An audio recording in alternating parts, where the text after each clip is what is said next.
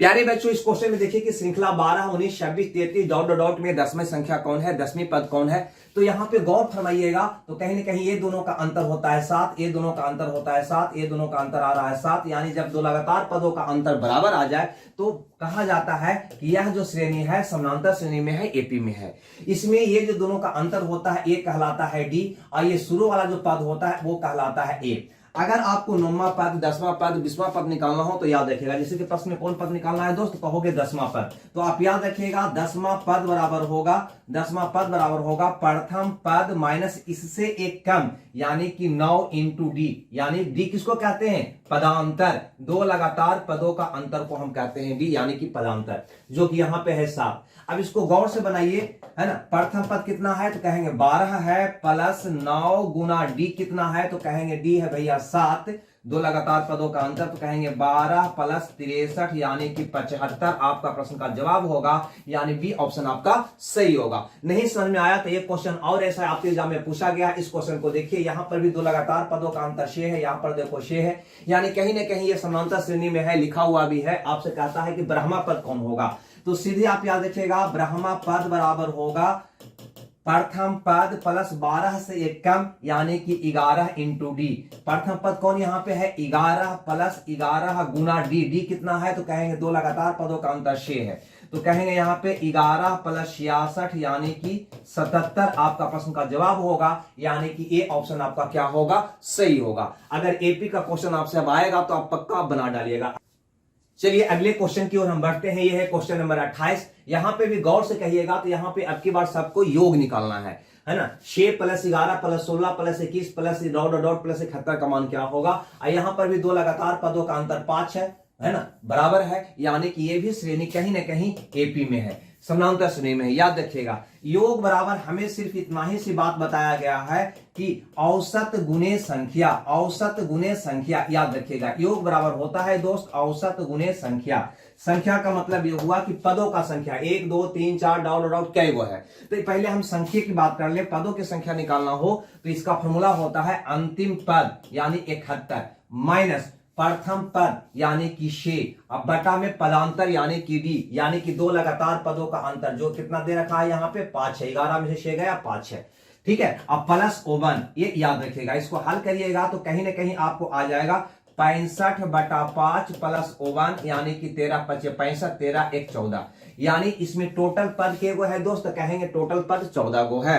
और लगातार संख्या का औसत निकालना बहुत ही आसान होता है। औसत क्या होता है, प्रथम पद प्लस अंतिम पद अब बटा का 2, यही इसका औसत होता है। औसत याद रखिएगा प्रथम पद प्लस अंतिम पद बटा 2। अब गुणे संख्या, पदों की संख्या अभी निकालिए, कितना आ गया 14। इसको हल कर दीजिए, आपका आंसर आ जाएगा। कहिएगा भैया 7 दूनी 14, हल करिएगा तो ये हो जाएगा 77 गुना 7, 7 से गुना करिए, 7 से 49 के 9 बाकी 4, 49 और 4 53, 49 और 4 53 यानी कि 539 आपका प्रश्न का जवाब होगा। 539 यानी कि ए ऑप्शन आपका क्या होगा, सही होगा। चलिए बढ़ते हैं अगले क्वेश्चन की ओर। एक क्वेश्चन कहता है कि 7 14 21 28 डॉट डॉट कितने पदों का योग 952 है। तो हम मान लेते हैं कि n पदों का योग 952 है, यानी ये सबको जोड़ने पर कितना आया है, 952 आया है। अब यहां से एक काम करिए, इसमें से 7 को हम कॉमन निकाल लेते हैं, तो 1 plus 2 plus 3 plus 4 plus dot dot dot, चूंकि n पदों का योग मैंने माना है यानी n तक जाएगा। इसका योग कितना दे रखा है दोस्त, कहेंगे 952। अब थोड़ा सा गौर करो, है ना, ये 7 से तो ये कट जाएगा ना, तो कहोगे जी 1 मतलब 7 7 21 7 का 42, 136 बार में कट जाएगा। अब 1 plus 2 plus 3 plus 4 plus dot dot plus n, यानी कि 1 से लेकर n तक के लगातार प्राकृत संख्या का योग आपको पता है क्या होता है, n इंटू n प्लस 1 बटा 2 होता है। इसी का मान हमें निकल चुका है 136। हमें n का मान निकालना है, क्यों, क्योंकि कितने पदों का योग मैंने माना है कि n पदों का योग इतना है, यानी कि n का मान निकालना है। एक काम और करते हैं, थोड़ा सा 2 को उधर कर देते हैं, तो हो जाएगा n इंटू n प्लस 1 बराबर है ना, 6 दूनी 12 के 2 बार किए, 26 1 27 इतना आएगा। अब इसके बाद हल कैसे करोगे, तो देखो ये अगर तुम लेते हो 16 तो ये वाला कितना होगा दोस्त, एक ज्यादा यानी कि 17, ये 17 तो एक लोगे 18, ये 18 तो क्या होगा, ये 19, यानी वो दो लगातार संख्या आपको निकालना है जिसका गुणनफल 272 आवे। थोड़ा सा गौर करिए, ऑप्शन में है 16, 17, 18, 19। अगर आप 17 गुना 17 करते हैं तो 289 यानी इससे ज्यादा होता है। 18 गुना 18 324 इससे ज्यादा होता है। 19 गुना 19 361 इससे ज्यादा होता है। तो स्वाभाविक है ये तीनों तो आपका उत्तर हो ही नहीं सकता है, क्लियर सी बात है।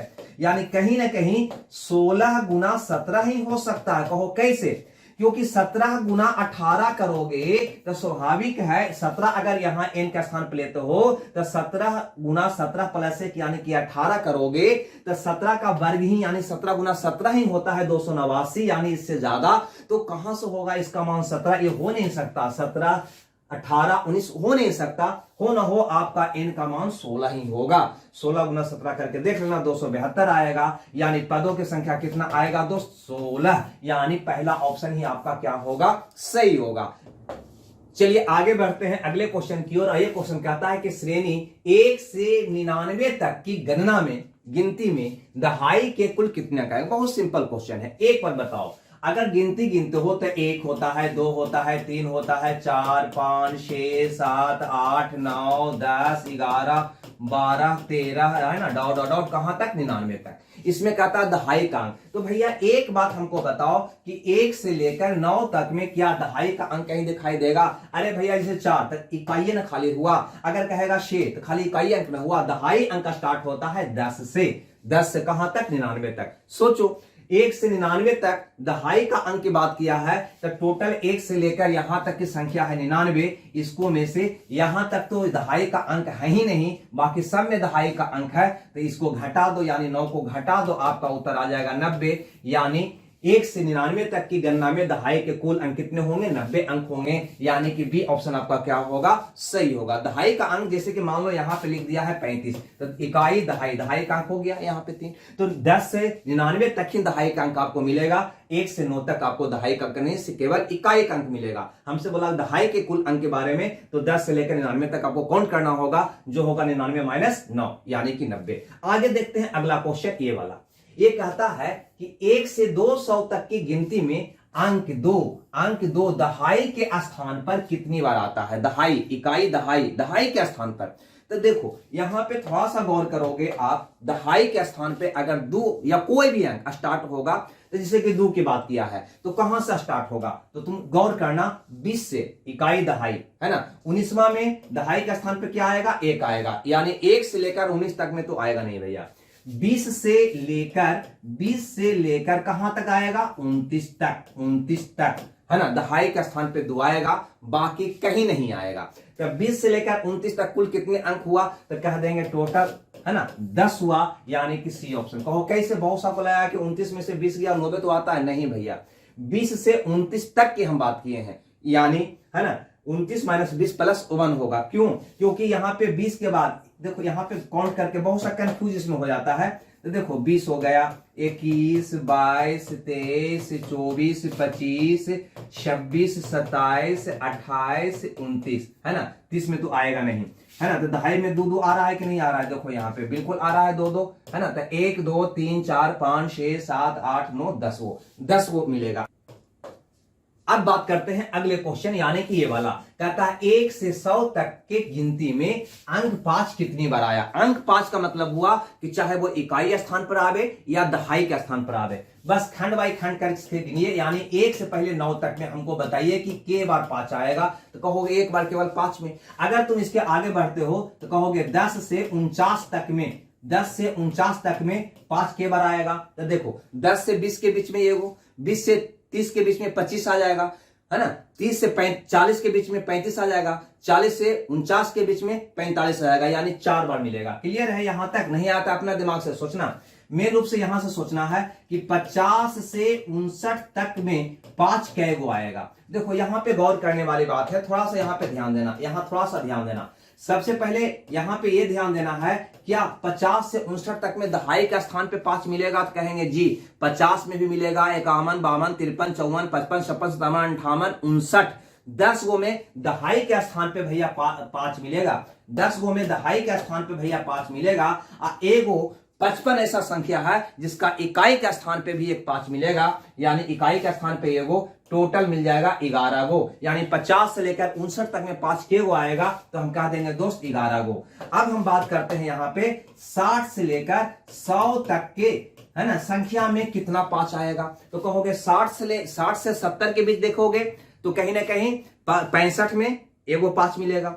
फिर 70 से 80 में देखोगे तो 75 में मिलेगा। 80 से 90 में देखोगे तो 50 में मिलेगा। 90 से 100 में देखोगे तो 95 मिलेगा, यानी 4 गो और मिलेगा इसके बीच में। यानी टोटल हो जाएगा 5, 16, 4, 20 गो। टोटल 5 की संख्या कितना आएगा? 20 गो आएगा। यहां तक किन्हीं को दिक्कत है तो बता देना। इसी ढंग से अगर 3 की बात करता तो 3 भी 20 को मिलता। खैर, अपना दिमाग लगाना यहाँ पे। अब ये बढ़े और इस क्वेश्चन को देखिए। ये क्वेश्चन कहता है कि पहली और दूसरी संख्या तीसरी की तुलना में क्रमशः 25% और 50% अधिक है, तो पहली और दूसरी संख्या के बीच अनुपात क्या है? सोचो, यहां पे अगर हम तीसरी संख्या 100 मान लें तो भैया पहली संख्या और दूसरी के बारे में बस इतना ही बोल रहा है कि पहली संख्या 25% अधिक है और दूसरी 50% अधिक है। यानी 100 है तो पहली से 25 अधिक है और दूसरी से 50 अधिक है। आपसे पूछता है कि पहली और दूसरी के बीच का अनुपात क्या है, यानी ये दोनों का अनुपात आपसे पूछ रहा है। तो काट दीजिए 25, 25 से 25 का 150, यानी 5:6 है पहली और दूसरी के बीच का रेशियो, यानी कि ये ऑप्शन आपका क्या होगा?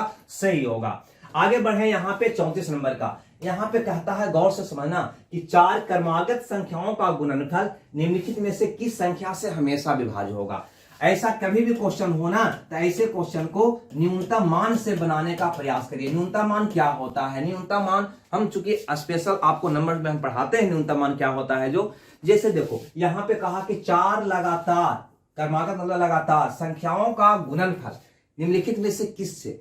तो न्यूनतम 4 लगातार संख्या तुम ले लो, तो न्यूनतम 4 लगातार कौन होगा? 1 होगा, 2 होगा, 3 होगा, 4 होगा। क्लियर है या नहीं? यही न्यूनतम 4 को लगातार संख्या हो गया। फिर क्या कहा? इसका योग, गुणनफल, भाग। क्या कहा? तो कहा कि इसका गुणनफल, तो भैया इसको गुना कर दो। किससे विभाज्य होगा? तो 4 या 12 दूनी 24 से विभाज्य होगा। यही हुआ बड़ी से बड़ी संख्या होगा, यानी कि सी ऑप्शन आपका क्या होगा? सही होगा। तो ऐसे क्वेश्चन को हमेशा न्यूनतम मान से बनाना चाहिए। चलिए आगे के हम क्वेश्चन देखते हैं। और ये क्वेश्चन कहता है कि 3 क्रमागत यानी लगातार विषम संख्याओं का योग इनमें से पहली संख्या से 20 अधिक है, तो इनमें से सबसे बड़ी संख्या कौन है? 1 मिनट के लिए यहां पे ध्यान देना। अगर आपसे कहे कि 3 लगातार प्राकृत संख्या, समझ रहे बात को?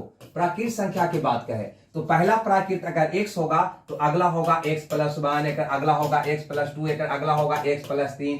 अगर लगातार विषम की बात करें, ठीक है ना, तो पहला विषम अगर आप x मानते हैं तो 2 लगातार विषम के बीच अंतर 2 का होता है, 2 लगातार प्राकृत के बीच अंतर 1 का होता है। तो विषम की बात कहें तो पहला x, तो दूसरा x+2, अगला x+4, अगला x+6, यानी कि दो क्या होगा? बढ़ते जाएगा। और अगर लगातार सम की बात करें तो पहला सम अगर x मानते हो तो अगला सम होगा x+2, x+4, x+6, x+8। यहां पे मैंने क्या आपको बताया? बहुत सारे आपको लग रहा होगा कि आपने विषम और सम में दोनों में एक ही माना। तो हाँ भैया, इसमें x है जो विषम संख्या हम मान लिए हैं, इसमें x जो है वो पहली सम संख्या मैंने मान लिया है। ठीक है, तो एक अगला सम, एक अगला सम, एक अगला सम निकला, इसका अगला विषम, अगला विषम, अगला विषम। तो एक क्रम आप याद रखना। अब यहाँ पे आते हैं क्वेश्चन पे। कहता है 3 लगातार विषम संख्या का मतलब हो गया x, तो अगला विषम हो जाएगा x+2, अगला विषम हो जाएगा x+4, ये हो जाएगा 3 लगातार विषम संख्या। इसका योग, चलो भैया इसका योग कहा है ना, तो इसका योग निकालो। इसका योग, इसका योग, इसका योग, योग पहली संख्या से 20 अधिक है, यानी पहली संख्या कौन है? x। पहली कौन हुआ? x। तो x से यह वाला संख्या जो है 20 अधिक है, यानी इसको में से x को घटा दे तो कितना आ जाएगा? 20 आ जाएगा। पहली यही ना है। अब यहां पे गौर करो, यहां से x से x तो आपका कट जाएगा। x कितना हो गया? 2x बराबर 4 200 उधर जाएगा तो बच जाएगा 14, यानी x बराबर हो जाएगा 7। आपसे पूछा है कि सबसे बड़ी संख्या कौन होगा, तो सबसे बड़ा संख्या यही ना होगा, ये आपका दूसरा संख्या था, ये आपका पहला संख्या था। तो सबसे बड़ा संख्या कौन होगा, तो कह देना 7 + 4 यानी कि 11 होगा। 11 का मतलब सी ऑप्शन आपका क्या होगा, सही होगा। ठीक है, लगातार विषम कहे, लगातार सम कहे, लगातार प्रकृत कहे, बनाने का तरीका बेसिकली यही होगा। ऐसा एक क्वेश्चन और पूछा गया था, उसको भी हल हमें करा दूं। जैसे इस क्वेश्चन में 3 क्रमागत विषम संख्या, 3 क्रमागत विषम के मतलब हो गया कि पहला x, तो दूसरा क्रमागत होगा x + 2, तीसरा क्रमागत होगा x + 4, होगा कि नहीं। अब कहता है पहले का 3 गुना, लो भैया पहले का 3 गुना यानी इसका लेना है 3 गुना यानी 3x, है ना। पहले का 3 गुना तीसरे के 2 गुने से, तीसरे के 2 गुना, इसका 2 गुना करोगे तो कहोगे 2x + 8, दूसरे गुना करोगे तो 2x + 8, तो तीसरे के 2 गुने से 3 अधिक है, ये वाला इससे 3 अधिक है, यानी इसको में से इसको घटाओगे तो भैया कितना आ जाएगा, 3 आ जाएगा। इसको हल कर दो, आपका आंसर आ जाएगा। कैसे हल करोगे, 3x में 2x गया, बच गया x बराबर -8 उधर जाएगा तो इसमें प्लस हो जाएगा 11, x का मान कितना आ गया, 11 आ गया। आपसे पूछा कि तीसरा पूर्णांक कौन है, तो भैया तीसरा पूर्णांक यही है, यानी x का मान 11, तो 11 + 4 यानी कि 15 होगा। क्लियर है, यानी ये ऑप्शन आपका क्या होगा, सही होगा। तो कभी भी समीकरण का क्वेश्चन ऐसा पूछे तो आप उसको उम्मीद करते हैं कि आप बना लेंगे। आगे बढ़ते हैं अगले क्वेश्चन में। ये क्वेश्चन देखिए, 2 क्रमागत संख्याएं ज्ञात करिए जिसमें पहले अंक का 3 गुना दूसरे अंक के 2 गुने से 5 अधिक है। चाहे तो x मान के बना सकते हैं, लेकिन यहां पे दोनों क्रमागत संख्या यहां पे दे रखा है ऑप्शन में, 5 होगा कि 6-7 होगा कि 7-8 होगा कि 9-10 होगा, तो इसको बनाना नहीं है आपको, सीधे इसको किससे निकाल देना है, ऑप्शन से बना डालना है। कैसे बनाओगे, तो अब देखो कहता है पहले अंक का 3 गुना, पहला ऑप्शन में देखो पहले का 3 गुना करोगे तो क्या हो जाएगा 15, दूसरे अंक का 2 गुना, दूसरे का 2 गुना करोगे तो क्या हो जाएगा 12, से 5 अधिक है, क्या इससे ये 5 अधिक है, कहेंगे नहीं, ये मेरा उत्तर नहीं होगा। पहले का 3 गुना यानी 18, दूसरे का 2 गुना यानी 14, इससे 5 अधिक है, नहीं भैया 4 अधिक है, ये भी नहीं होगा। अगर इसकी बात करें तो पहले का 3 गुना दूसरे का 2 गुना से 5 अधिक है, तो कहेंगे हाँ भैया 5 अधिक है, आपका उत्तर कौन हो जाएगा, सी हो जाएगा। ऑप्शन से इस क्वेश्चन को बना डालेंगे। आगे देखते हैं 38 नंबर का क्वेश्चन। अब ये देखो, ये तो कहीं ना कहीं तुलना करना है भिन्नों का, जो हम आपको स्पेशल वीडियो भी बनाए थे, यहां भी आपको हम समझा देते हैं, है ना, लेकिन ज्यादा डीप में समझाने का प्रयास हम नहीं करेंगे यहां पे। अब यहां पे देखो कहता है यदि परिमेय संख्या 4/9, कहता है यहां पे 4/9, उसके बाद है 7/18, बहुत सा को लग रहा होगा कि माइनस में है सर, हाँ भैया माइनस में है, 5/6, 2/3, है ना, माइनस में सारा संख्या, ये भी माइनस में है, ये भी माइनस में है, ये भी माइनस में है, ये भी माइनस में, लेकिन मैं माइनस नहीं लिखा है। कहता है को आरोही क्रम में रखा जाए। आरोही क्रम का मतलब होता है पहले छोटा उसके बाद बड़ा, होता है कि नहीं होता है, क्लियर है। यानी जब इसको आरोही क्रम में तुम रखोगे, है ना, माइनस वाला को, तो माइनस में सबसे छोटा कौन होगा, जो प्लस में सबसे बड़ा होगा। माइनस में सबसे छोटा कौन होगा, तो कहेंगे जो प्लस में सबसे बड़ा होगा, यानी कि प्लस में जो सबसे बड़ा है वही पहले आएगा, यानी आपको चुनना है सबसे बड़ा। ध्यान रखो मैंने क्या बताया, कहता है इसको आरोही क्रम में सजाओ, तो आरोही क्रम का मतलब होता है पहले छोटका, फिर उससे बड़का, फिर उससे बड़का, फिर उससे बड़का। क्लियर है यहां तक। अब सबसे छोटका पहले रखना है, तो माइनस में सबसे छोटका कौन होगा, तो प्लस में जो सबसे क्या होगा, बड़का होगा, यानी सबसे पहले कौन आएगा, तो प्लस में जो सबसे बड़का होगा। इसको सबसे बड़का कौन है ये आप सुन लो, क्वेश्चन का मतलब ये था। अब चुनने का तरीका पता है तो ठीक है, नहीं है तो हम बताते हैं। इसका अंतर निकालो, कितना आया 5, इसका अंतर निकालो कितना आया 11, इसका अंतर निकालो कितना आया 1, इसका अंतर निकालो कितना आया 1। अब यहां पे 5, 11, 1 का एलसीएम निकाल लो, जो आएगा 55। आपका टारगेट मिल गया सबको 55 बनाने का। कैसे बनाओगे 55 दोस्त, तो गौर करना, 5 में कितना से गुना करो 55 आवेगा, तो 11 से, यानी 4 गुना 11, ये वाला हो गया। 11 में कितना से गुना करो 55 आवेगा, 5 से, यानी 7 गुना 5। है ना। 5 में कितना, 1 में कितना से गुना करो 55 आएगा तो कहो 55 से, तो यहाँ पे 55 से गुना कर दो। 1 में कितना से गुना करो 55 आएगा तो कहोगे 55 से, तो यहाँ पे 55 से गुना कर दो। आपको यही वाला अंश जो देखा है ना, उसको देखकर आपको सबसे बड़का सबसे छोटा चुन लेना है बस। अब तुम बताओ सबसे बड़का कौन होगा, तो कहेंगे 44 हुआ, ये 35 हुआ, सबसे बड़का तो भैया यही हमको दिखाई दे रहा है, यानी 5/6 ही दिखाई दे रहा है। प्लस में ये सबसे बड़का है, यानी कि माइनस में ये क्या होगा, सबसे छोटा होगा, यानी यही सबसे पहले आएगा, यानी सी ऑप्शन हमारा क्या होगा, सही होगा। समझ में आया तो ठीक है, नहीं आया तो और बढ़िया बात है। चलिए अब आगे बढ़े और देखते हैं इस क्वेश्चन को। ये कहता है कि 3/11 x/3 7/11, तो निम्नलिखित में से कौन सा x का मान हो सकता है। यानी इसको कहने का मतलब यह है दोस्त, ये है 3/11 से बड़ा है कौन, x/3 से बड़ा कौन है 7/11, तो x का मान इस चारों में से कौन होगा। सबसे पहले इसको बनाने के लिए आपको कुछ नहीं करना, इसको आप दशमलव में कन्वर्ट करने का प्रयास करो। तो 3 में 11 से भागा दोगे, दशमलव पड़ेगा, तो 11 दूनी 22, 0.2 आने का उम्मीद है। इसको अगर बात करें तो 0.70, 63 का 66, 0.6 आएगा, दशमलव में बदल लिए। अब यहां पे बारी बारी से पहला ऑप्शन को देखो। पहला ऑप्शन अगर x का स्थान पे 0.5 यानी कि 1/2 रखते हो तो इसका मान हो जाएगा 1/6, होगा कि नहीं होगा।